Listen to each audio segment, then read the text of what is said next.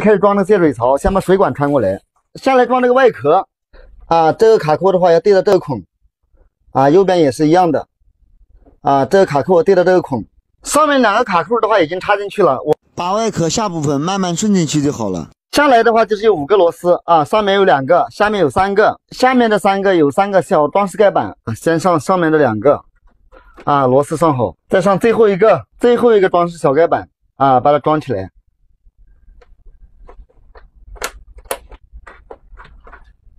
啊，这样装起来的话就比较好看，如果不装的话是很难看的。下来的话，安装这2片过滤网，左右两边各有一个滑槽，这过滤网的话从这滑槽里滑进去，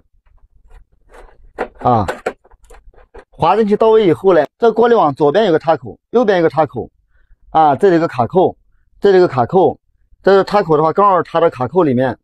啊，从这里慢慢插下去，啊，这样就 OK 了。左边也是一样的。下来就是装这个面板。在这面板没装之前，我们把这个显示器的面板啊先装好，这颗螺丝一固定就 OK 了。显示面板装完以后，就装这个面板，这里有一个孔，这个插口的话插在孔里面就可以了啊，从这里放进去啊，这样就插进来了。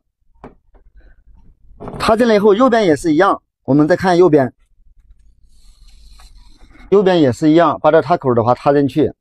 但是呢，这样放的话是放不进去的，我们用手的给它稍微掰一下，啊，这样就 OK 了，就进去了，可以上下的活动了。下一步的话也很简单，装这个盖板，这里2个小插口，这里有一个卡扣，把插口一插，啊，插下去了，插一些往右掰一点，啊，这样卡到卡扣里面。现在的话螺丝一上就 OK 了，啊，这就可以了。现在处于定位状态，放平的话给它轻轻压，啊，咔嚓一响，2边一平就 OK 了。现在就剩这个挡风条没装了，我们看一下这个核心要点。这个挡风条插口的话，这是一个长方形的，百风电机的话也是个长方形的，刚好插在这里，插错的话你也插不进去。我们现在开始安装，百风电机的长方形和我们百风条的长方形对齐，啊，这就进去了。最小的一个配件小轴套啊，套到这个孔里面给套进去，这个是最容易掉的。啊，给它套进去，插进去以后，我们要注意，给它拉成弧度，拉成弧度以后，把这个地方插进去，啊，这边插进去。在这个时候，我们这个轴和轴套的话没套在一起，左手拉着